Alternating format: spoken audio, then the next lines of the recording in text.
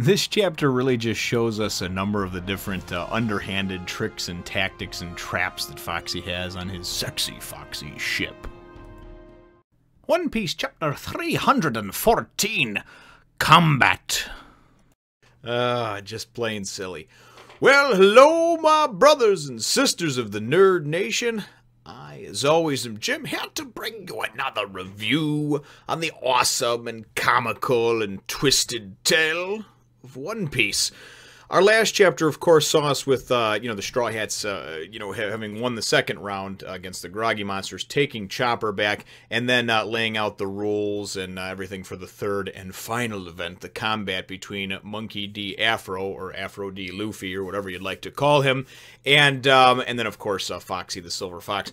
So this chapter goes and starts off, and it does like a little, two-page flashback of when Luffy and Usopp, were introduced into the ship in the train, or not the train, or the locker room and stuff to get ready. And I thought it was great. We've got oh man, they start out, I had it on this damn thing, and then I wound up flipping the pages like an idiot. But they start out and they're in this little flashback and stuff, and he's picking out his gloves and stuff like that, and then Usopp goes and puts on this afro, and he's like, "You should wear this," and then he's like, "Whoa, you look cool." And I love how he says this, man. He's just like, "This hairstyle summons a man's wild instincts. It has been asked, do champions wear afros, or do afros wear champions? Even modern science cannot solve this riddle. This hairdo will make your punches stronger." And I just... I don't know what the significance is of it, if there even is one, if it'll come into play somewhere, but I just thought it was funny. I just love that. Do afros make the champions, or do champions make afros? Oh man, good stuff. So that's the little flashback scene to showing what happened, and then the contestants are about to start, and the match, winds up, getting underway. Usopp, of course, has to leave. He's done his corner man for right now, and of course this is Foxy's ship, so you know that he's gonna have a bunch of different things set up on here and a bunch of bullshit that he can do, underhanded tactics he can use to win, And he even tells Luffy, says, "Don't worry about destroying anything on the ship. We've got plenty of carpenters," because he's obviously stolen them from other crews, so he's got plenty of them because of his bullshit, cheap, underhanded tactics, right? So that's pretty much how the chapter goes. I mean, really in all three events, that's kind of how things were laid out. You get that first chapter where they introduce the event, and then at the end of the chapter, the event's about to begin, and then the next chapter is the event, and it's the first chapter of the event, and it's either like a neck and neck, back and forth thing, and then usually it winds up going into an overwhelmingly in the favor of the Foxy Pirates, and then hopefully comes back to the Straw Hats by the second or third chapter. So it looks like it's going to follow the same formula.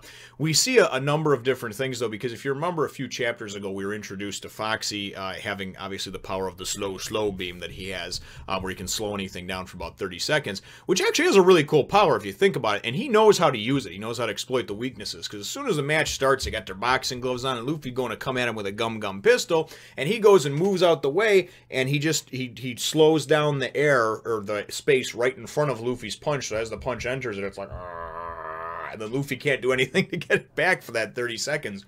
He uses a number of different tactics with the slowing down and speeding up to really just pummel Luffy. When he goes and actually first he fakes him out, and Luffy goes to dodge, the slow beam, and then he's like, he's like, just kidding. And then he actually uses it on him in midair and gets over top of him and just pummels the shit out of him.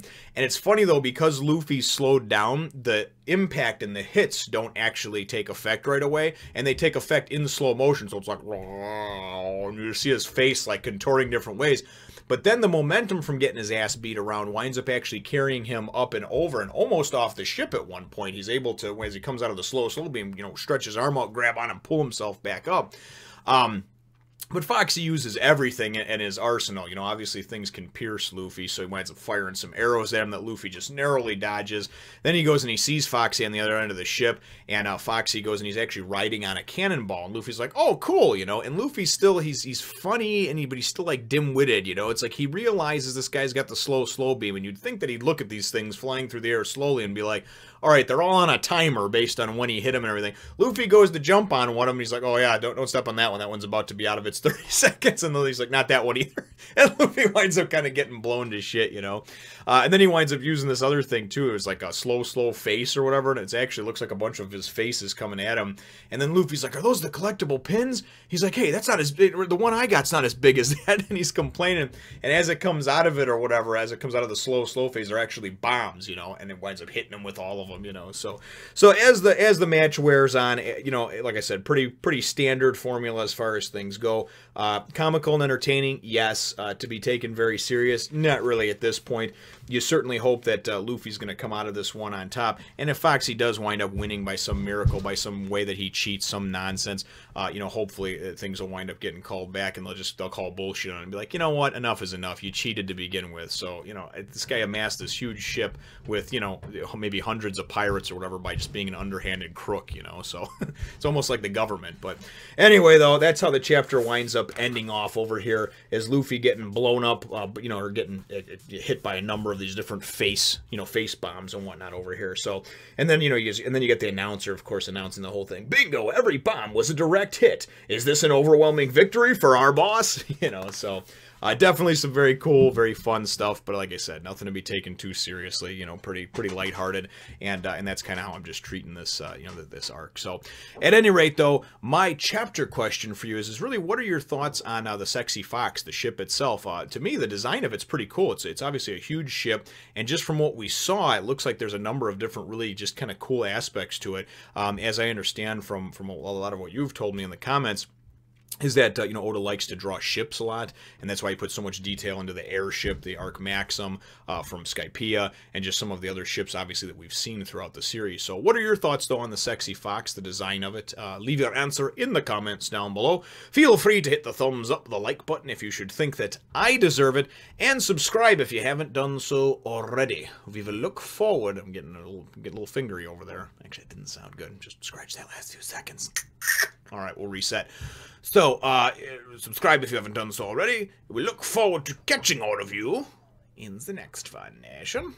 You want to come over to my other channel and follow me on Facebook and Twitter too.